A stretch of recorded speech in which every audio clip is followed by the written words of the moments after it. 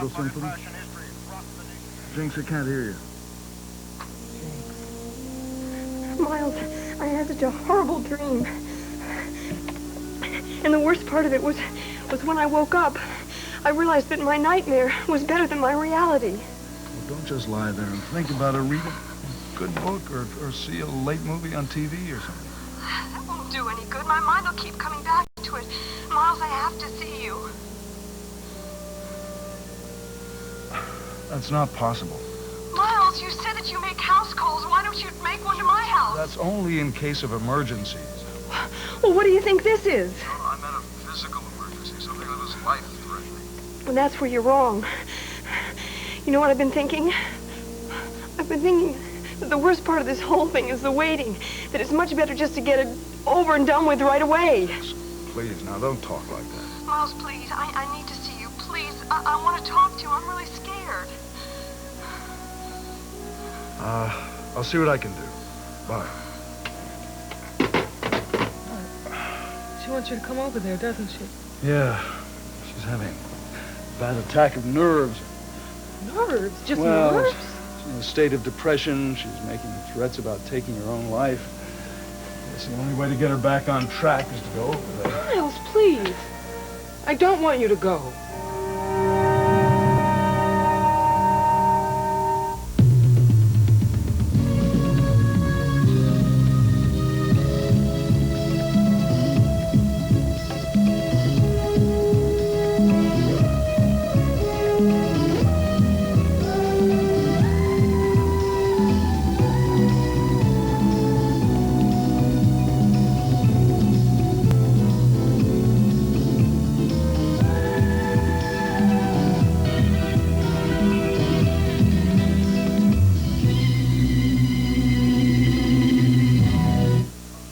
I don't know, Chief. I mean, I, for one, am really worried about the guy. Look, the last time I was over at the hospital, Doc Ramos told me the only way he'd let Damien out is if he promised to go straight home and to bed.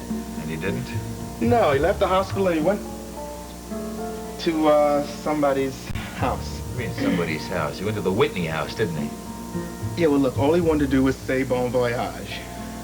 Bon voyage. Are they going somewhere?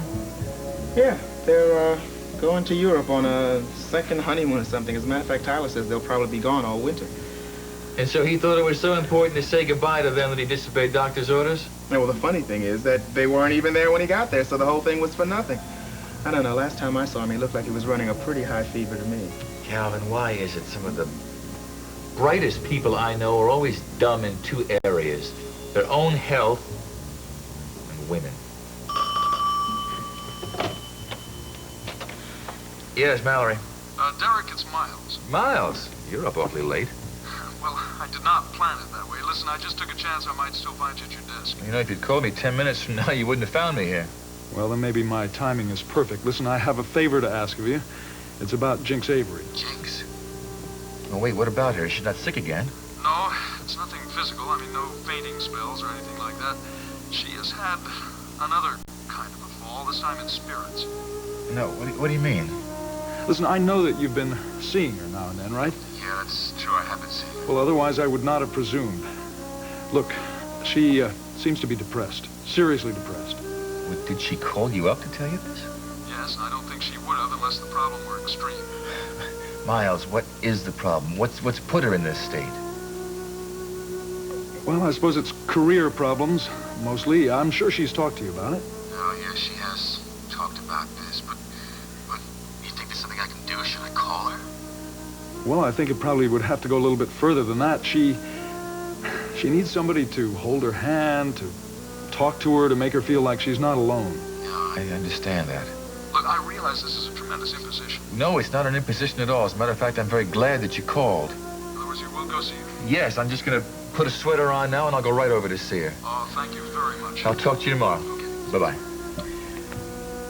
Calvin, we're finished with this stuff. Look, I change. I gotta go see a sick friend. It's fine by me. As a matter of fact, I was just thinking about the same thing. Ciao. Ciao.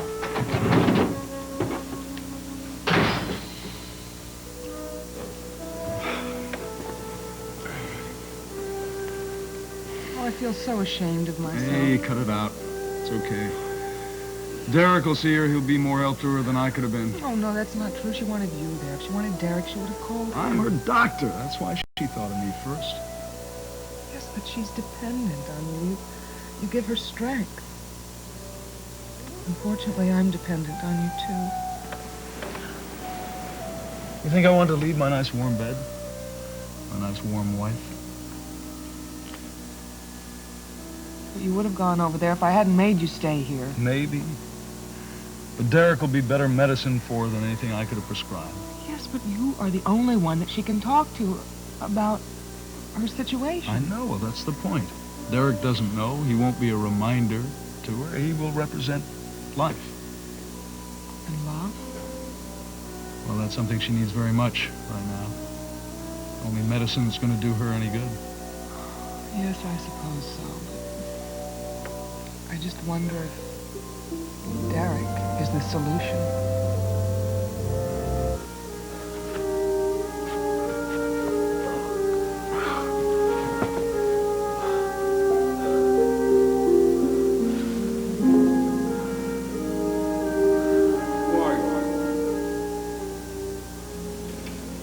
Who are you?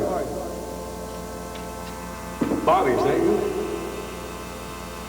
Bobby, you gotta help me. You learned something in the Whitney house. You found something. The watch. Of course, you found the watch. Where is it?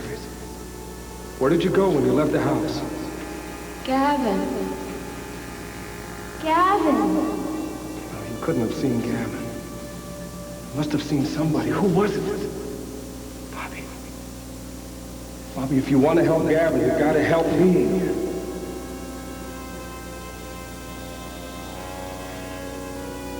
The watch. Give it to me. I found it. Give it to me.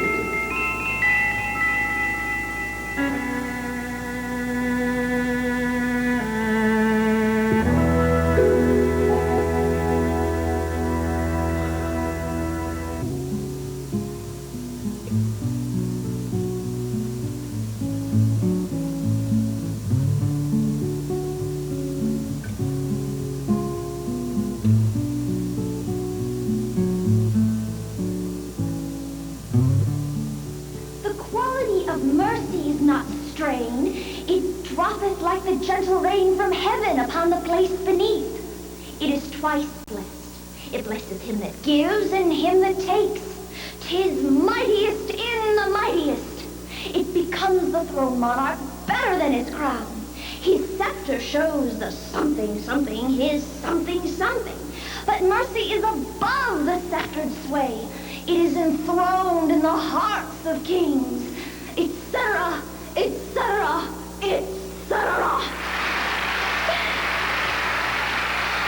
Thank you. Your turn. Yes, It's your all turn. right. I think I might have forgotten some of the words. No, listen to him out there. It was great. Listen, you're gonna be a star. Come on, get out there, dude. Come on. Thank you.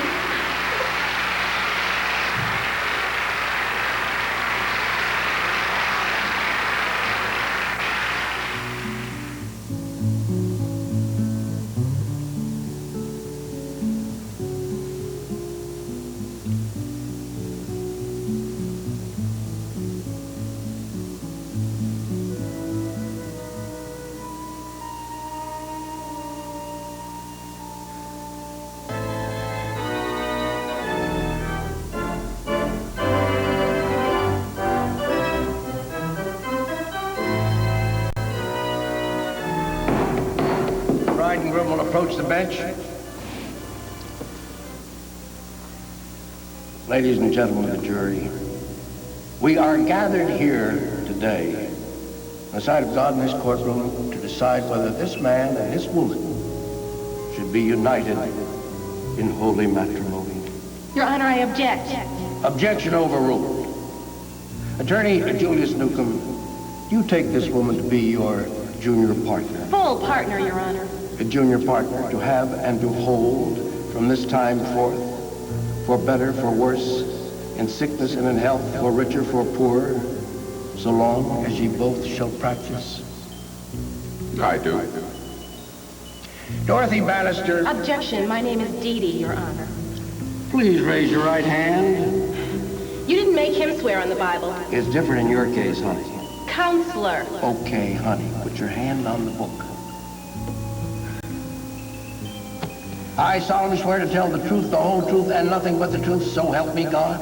I still don't see what this has... All right. All right, I swear. Dee Dee Bannister, do you take this corporate lawyer to be your legal spouse? Do you promise to love, honor, and obey him? Objection. The bridegroom will ignore that last remark. Thank you, Your Honor. Do you promise to love, honor, and cherish him for better, for worse, for richer, for poorer? You won't have to worry about that part. Forsaking all others, so long as ye both shall live. Forsaking all others? Have you reached a verdict, Miss Bannister? Yes, I suppose I have. Wait! Your Honor, I object. Calvin! Who are you? I'm a police officer. I'm here On to what- arrest this woman. On what charge? Grand larceny. She's stolen my heart. Objection! Your Honor, objection! Restrain that man! Order in the court. Dee Dee Bannister, it is the judgment of this court that you will accept the marriage proposal of Julius Newcomb as the only proper and sensible course in your life. Now say I will. Say it. Say it. Say it. Say it. Say it. I will. I will. I have to. Miles?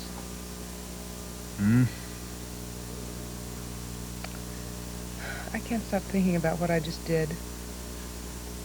You didn't do anything. Oh, yes, I did. I forced you to do something that went entirely against your grain. I know how you are with your patients. Nicole, I promise you, there's very little I would have been able to do for Jinx except just be with her. Did you want to be?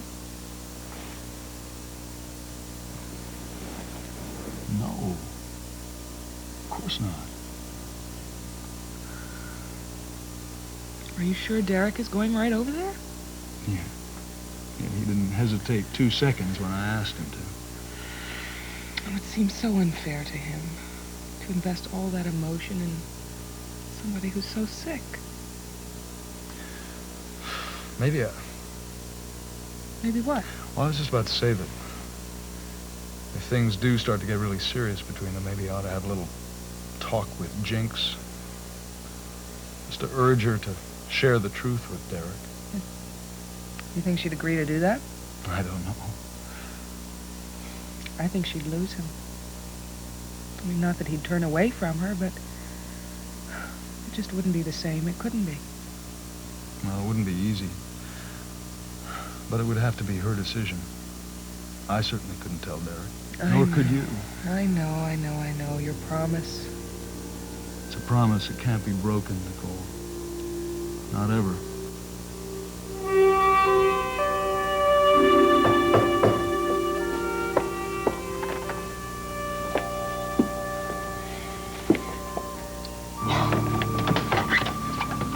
Derek, what are you doing here? I am waiting to see whether or not you're going to let me come in or chase me away. How did you know I was even... I mean, you know, most nice girls don't accept callers at this time. It must be 1:30 in the morning. Well, no, it's closer to 2. Oh, wait a minute. Miles called you. Yes.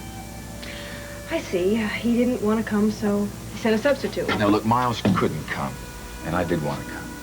I see. You don't have to accept the substitute. Just close the door in my face. No, come in. So good so far. Look, Miles called me and told me that you were feeling very depressed. And he knew that I was still at the office, but I knew that he was home in bed, still trying to get some sleep. He's got to be at the hospital very early in the morning. You wouldn't want him to fall asleep in the middle of curing a patient, would you? No. But if you think I should, I'll go. No, please, come in. Let me have your coat. Oh, I'm sorry I acted that way. Thank you. Really, it's just that I don't know, I was looking forward to seeing a doctor. I thought he could cheer me up, give me a magic pill or a shot, something to bring the rainbow back. Well, I'm afraid in that regard I won't be much good. You don't have to worry about that. Listen, why don't I get you a glass of wine? Would you like that? Yeah, I'd love a glass of wine. Good. I'll join you. Maybe that will make me feel a little better, cheer me up. We could do a little talking. Well, that usually picks me up when I'm feeling depressed. Do you feel depressed often? I think I feel depressed too often, but that comes with the job. Maybe that comes with living alone for too long. Well, why don't you tell me a little about it? I mean, about your work, and I'm really interested to know what you think about when you're feeling down or depressed. You want to hear about police work? I do. All right. In the morning, I start off with the criminals, and by the afternoon, I've worked up to the victims. And by the time I go home at night, it's very difficult not to believe the whole world is a cesspool. Here's the cesspool. It's a tough struggle not to become cynical or bitter or unfeeling. Well, I could never see you that way. Believe me, I have been, and that's why I'm still single. But look, I came over to cheer you up, not depress you. Oh, no, you're not. Please, keep talking.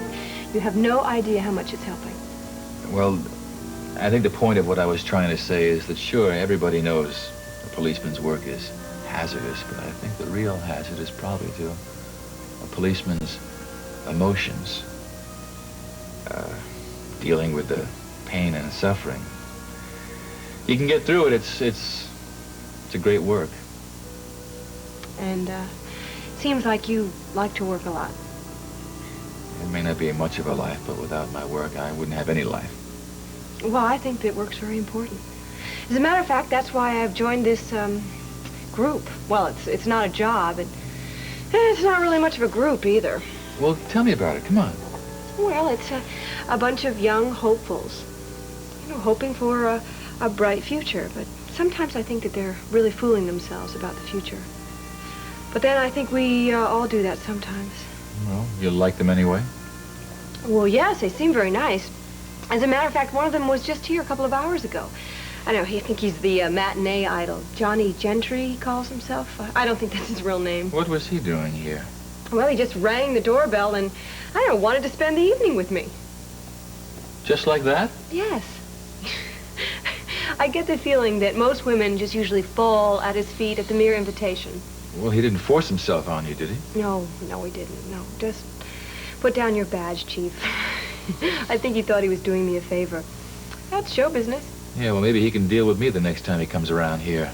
Now, settle down. Don't be so indignant. I mean, this is hardly the first time that I've been propositioned. How'd you get rid of him? Oh, very easy. I just told him that I never sleep with men I don't like. And I don't like men I don't know. And he was very nice about it. Well, it doesn't make me like him very much. You're getting very angry. Yes? And a little resentful. Yes? And maybe a little jealous. Yes. Well, you don't have to worry. Because I feel like I know you. Derek Mallory.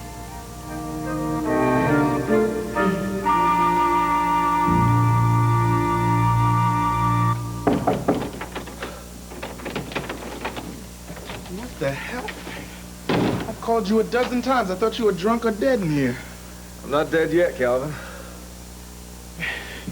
You know, you really are crazy, you know that? I got a good mind to get on the horn and call an ambulance. You do that and I'll deck you. Yeah, sure. Tough guy. You gotta stand up first. Here, come on. I'll cover you up before you freeze to death. Oh, hey, don't worry about me. I'm gonna be just fine.